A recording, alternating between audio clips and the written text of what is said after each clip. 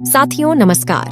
आप यह तो जानते ही हैं कि चांद पर आज के समय में पूरी दुनिया के देश जाने की कोशिश कर रहे हैं। आप वर्तमान समय में ही देख लें कि किस तरह सारे देश एक के बाद एक अपने अपने मून मिशन लॉन्च कर रहे हैं, जिनमें चीन, अमेरिका, रूस और भारत के मिशन चांद पर बहुत ज्यादा भेजे जा रहे हैं। और हमारे चंद्रयान 3 ने तो चांद पर झंडा गाड़ ही दिया है और पूरी दुनिया के लोगों का सिर ऊंचा कर दिया। लेकिन साथियों, आप में से किसी ने सोचा है कि आखिर चांद की दुनिया है कैसी? मतलब कि क्या चांद पर एलियन वास्तव में मौजूद है या सिर्फ यह अफवाह है? क्या चांद पर धरती की मिट्टी की तरह वहाँ पर भी रेतीली मिट्टी है? क्या चांद पर वास्तव में पानी मौजूद है या सिर्फ यह भी उड़ती खबर है? कहीं ऐसा तो नहीं है कि चांद के अंधेरे वाले हिस्से के अंदर सच में कोई रह रहा है जो कि धरती के लोगों से डर कर छिप रहा है? हो सकता है कि इसी कारण किसी भी देश का मून मिशन उस अंधेरे वाले इलाके में नहीं जा पा रहा है। अगर किसी तरह पहुंच भी जाता है तो वह क्रैश हो जाता है, जैसे हाल ही में रूस का लूना 25 हुआ था। लेकिन साथियों, खुशी की बात तो यह है कि हमारा चंद्रयान 3 उस अंदर वाले हिस्से के अंदर जाकर अपना कब्जा कर चुका है।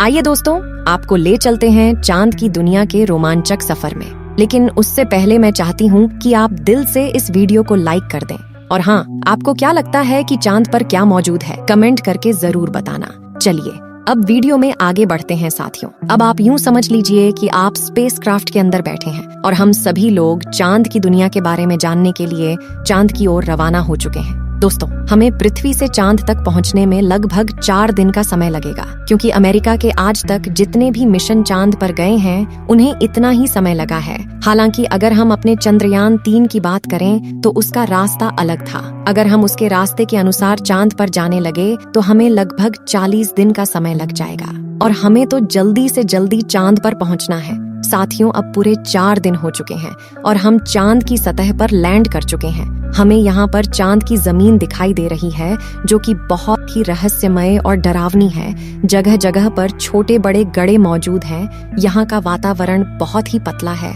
दूर तक दिखाई देने वाली पूरी जमीन उबड़ खाबड़ है। जब आप यहाँ से थोड़ा ऊपर की ओर देखेंगे तो हमें हमारी पृथ्वी नजर आएगी, जो छोटी सी दिखाई दे रही है। जब आप चांद पर चलने लगोगे तो आप उछल उछल कर चलोगे, क्योंकि चांद की ग्रेविटी पृथ्वी की ग्रेविटी से बहुत ही कम है। इसी वजह से आप चांद पर अपने आप को बहुत ही हल्का महसूस करोगे और हवा में छलांग लगाते हुए चल पाओगे। मतलब यूं समझ लीजिए कि अगर आप पृथ्वी पर खा खा कर 120 किलो के हो गए हैं तो चांद पर आप सिर्फ 20 किलो ही होंगे। साथियों, आपने नासा का वह वीडियो तो देखा होगा जिसमें नील आर्मस्ट्रांग हवा में उछलते हुए चल रहे थे।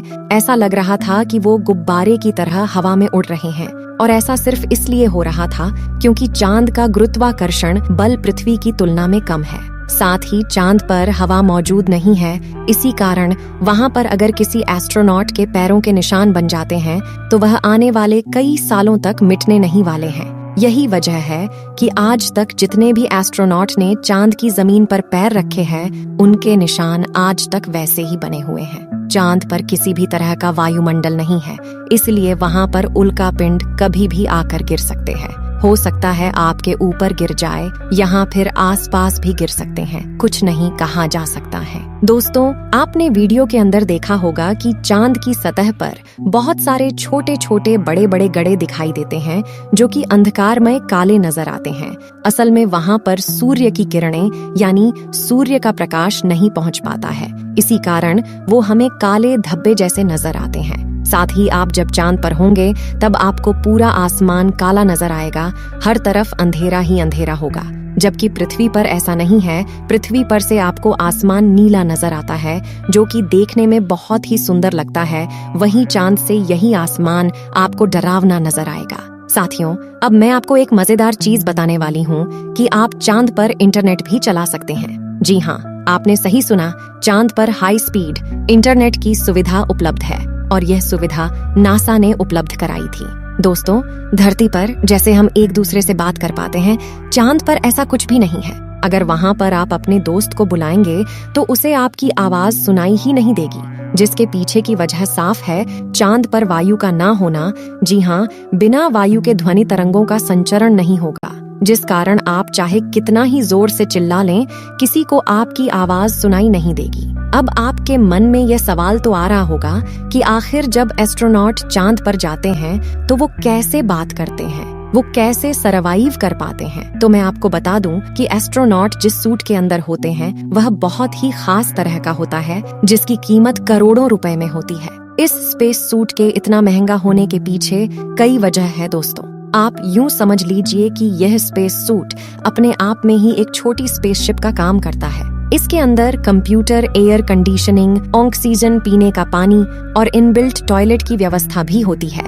यही सभी सुविधाएं अंतरिक्ष यात्रियों के बेहद ही काम आती हैं। इन्हीं की वजह से यह सूट इतना ज्यादा महंगा होता है और अंतरिक्ष यात्री बिना किसी परेशानी के अपने मिशन को पूरा कर पाते हैं। यह स्पेस सूट अंतरिक्ष यात्री को कई तरह के खतरों से बचाता है। अंतरिक्ष में स्पेस सूट सूर्य की हानिकारक किरणों के साथ वहां के वातावरण से सुरक्षा प्रदान करता है। वहां बहुत ही ज्यादा ठंड होती है तो कहीं कहीं सीधी धूप लगने पर काफी गर्मी होती है। तापमान में काफी बदलाव देखने को मिलता है। इन्हीं सभी बदलावों से स्पेस सूट अंतरिक्ष यात्रा की सुरक्षा करता है और इसी की वजह से एस्ट्रोनॉट एक दूसरे से बातें कर पाते हैं। साथियों, पृथ्वी से चंद्रमा तक सिग्नल पहुंचाने में लगभग 1.3 सेकंड का समय लगता है। इसी कारण जब आप चंद्रमा पर होंगे और आप पृथ्वी से किसी से बात कर रहे होंगे तो आपको थोड़ा रुक रुक के बोलना पड़ेगा।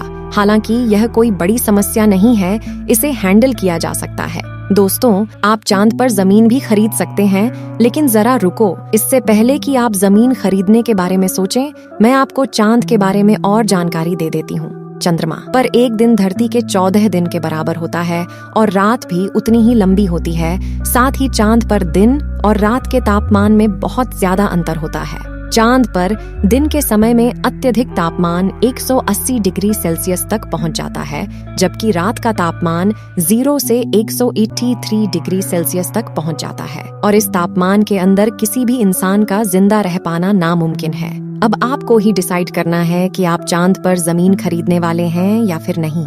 साथ ही आपको बता दें कि अगर चांद गायब हो जाए तो धरती पर दिन केवल 6 घंटे का ही होगा। अगर दोस्तों बात करें चंद्रमा के साउथ पोल की, तो वो और ज्यादा ठंडा है, जहां पर अभी अभी हमारा चंद्रयान 3 गया है। चांद के साउथ पोल के अंदर और भी ज्यादा कठिनाइयां झेलनी पड़ती हैं। इसी कारण कोई भी देश वहां पर जाने से पहले 1000 बार सोचता है। लेकिन साथियों, हमारे चंद्रयान 3 ने वहां पर अपना कब्जा कर लिया है। दोस्तों, जब आपको पृथ्वी से चांद चमकता हुआ नजर आता है तो आपके मन में यह सवाल तो जरूर आता है कि आखिर इस पर इतनी लाइट कैसे है। तो इसके पीछे की वजह सूर्य की किरणें ही है।